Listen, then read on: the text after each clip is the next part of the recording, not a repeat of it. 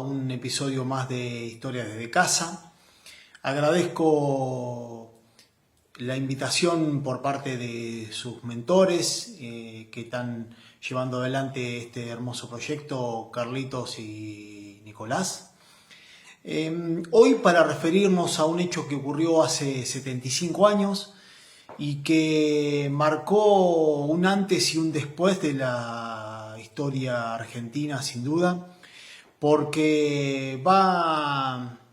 a abrir camino a un movimiento político de mucha envergadura y de mucho poder como fue el peronismo. Nos estamos refiriendo a la marcha realizada por los trabajadores de las fábricas y talleres que rodeaban a la capital federal el 17 de octubre de 1945 y bueno, que va por ahí a dar el impulso a Juan Domingo Perón para convertirse en presidente de la Argentina e iniciar un proceso político y social que no era inédito en ese entonces para nuestra historia. Para contextualizar un poquito esta cuestión de la fecha a la que vamos a hacer referencia, vamos a hacer un repaso rápido por lo que era el contexto internacional de ese momento. Tenemos que pensar que se estaba disputando la Segunda Guerra Mundial. Esa guerra mundial era un poquito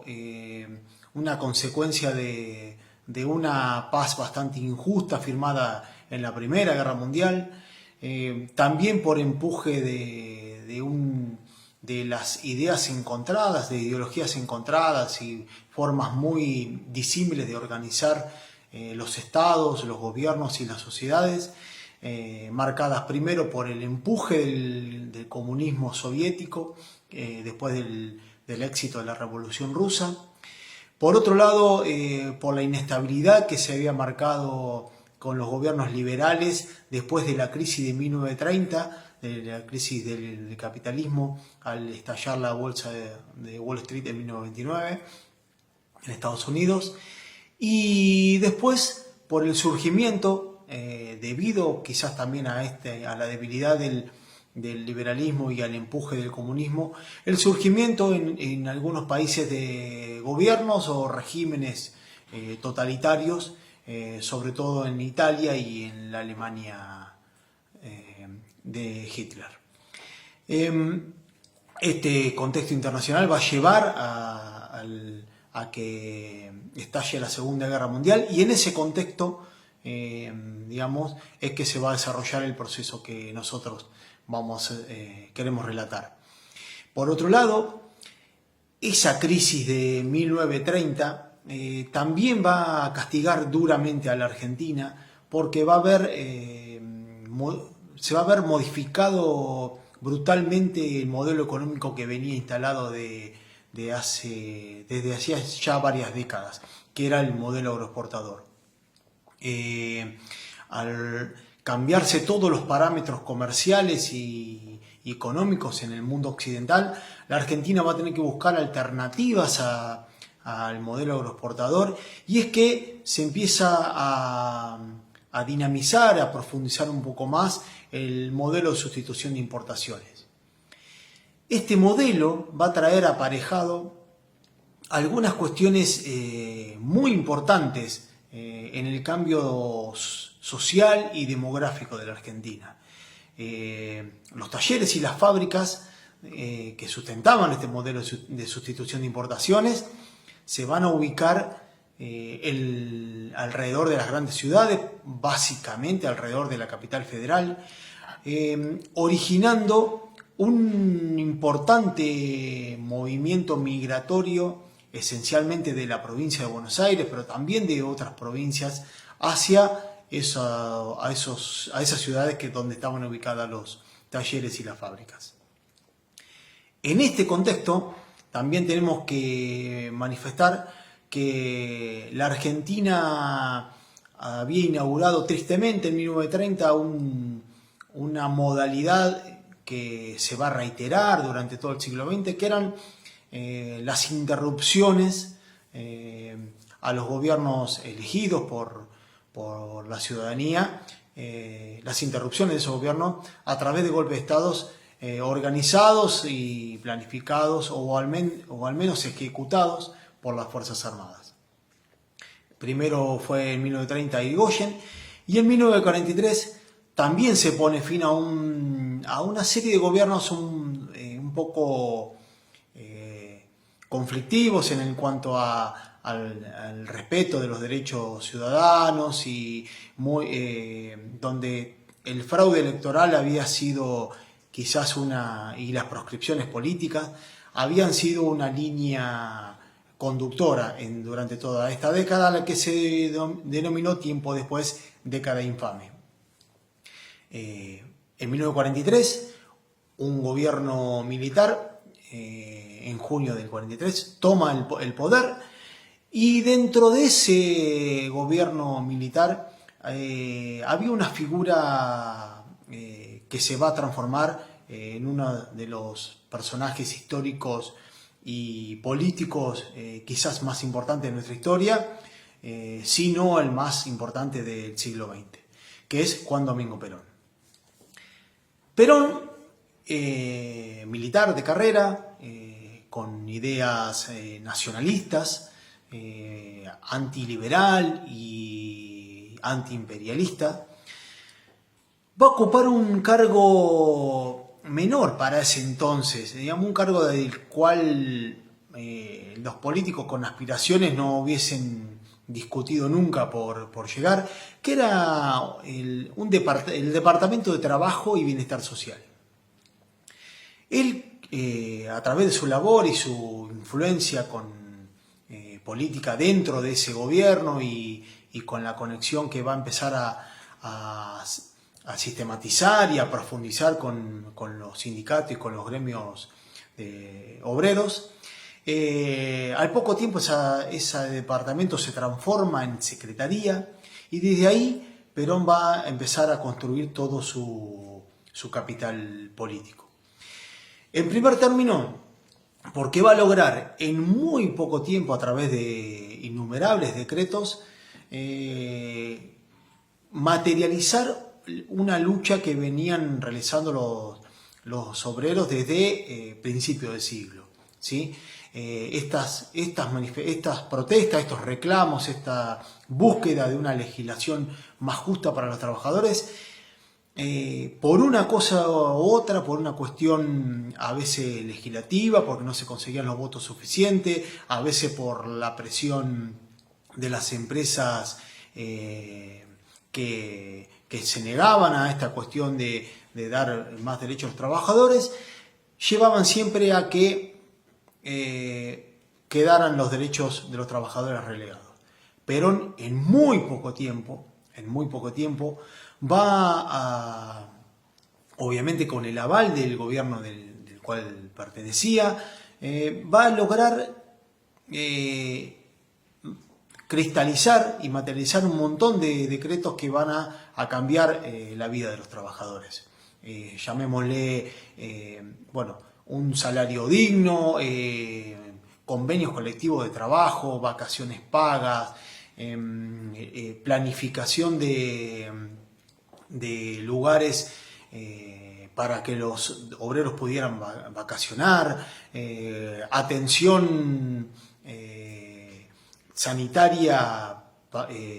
personalizada para los obreros, algunas cuestiones referidas a la justicia, ¿sí? Un fuero laboral donde va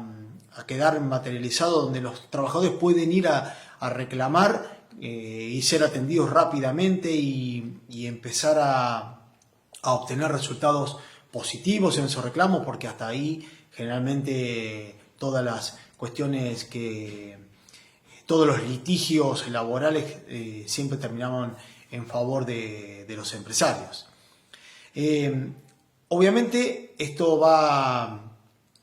a ir transformando la figura de Perón en un referente político de mucha importancia, sobre todo para los gremios para los gremios, a los gremios, sindicatos y por sobre todo para los trabajadores. 1945 es un año importante, muy importante para el gobierno militar que estaba en el poder y sobre todo para Juan Domingo Perón. En primer término porque los Estados Unidos había presionado durante mucho tiempo para que la Argentina se declarase digamos, no neutral en el conflicto que estaba culminando, y estas presiones llevaron a que recién en 1945, cuando ya estaba todo prácticamente definido en la Segunda Guerra Mundial, la Argentina tímidamente se declarara la guerra, digamos, al eje, ¿sí? Es decir, a esta unión de Alemania, Italia y Japón. Para esto Estados Unidos no se va a contentar con esta cuestión y va a mandar a un nuevo embajador con el objetivo de presionar políticamente al gobierno militar de que entregara el poder a la Corte Suprema y se convocara a elecciones libres, algo que todos los partidos políticos opositores, donde se empezaron a reunir derecha, izquierda, centro, todos en una unión de partidos amparados en estas protestas organizadas y planificadas y alentadas por los Estados Unidos y su embajador presente en la Argentina, y sobre todo con el temor del crecimiento de Perón como figura política.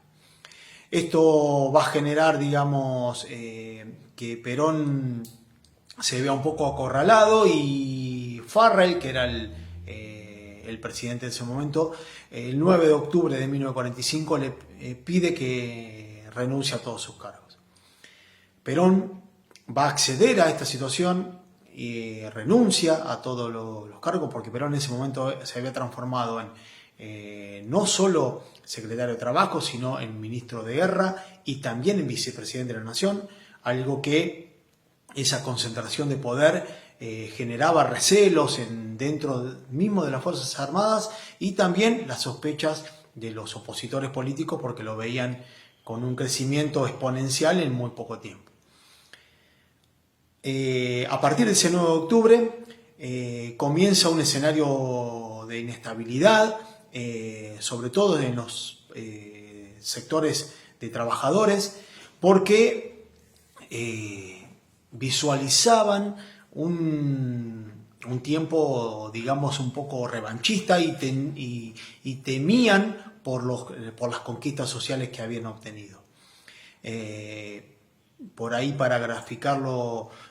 rápidamente, en esa semana hay muchas discusiones. Mercante, que era un compañero de armas de Perón, y Cipriano Reyes, un sindicalista importante, van a empezar a movilizar y a llevar adelante varios encuentros y reuniones para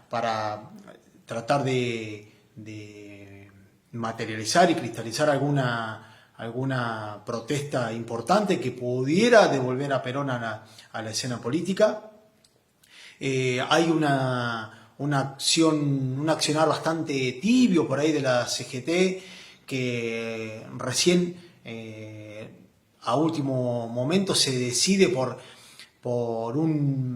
declarar un paro general para el día 18 de octubre, pero antes de esto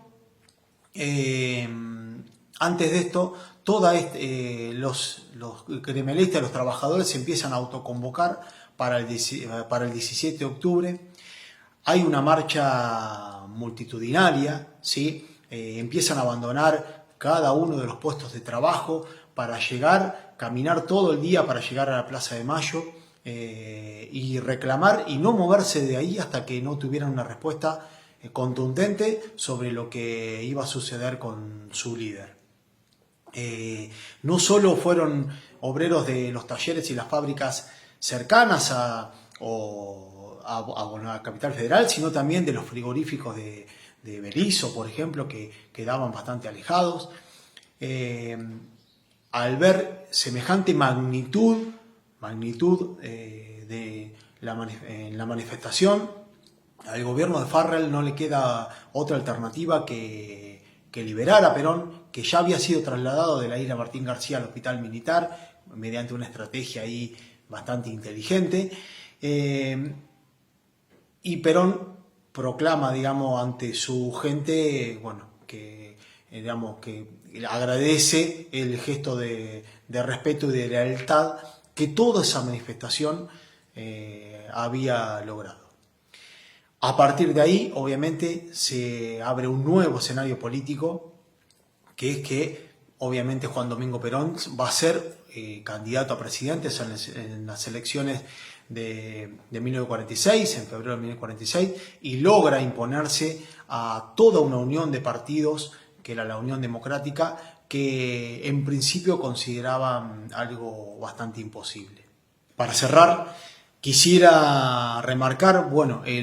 obviamente el éxito político obtenido por Perón en muy poco tiempo, sobre todo el éxito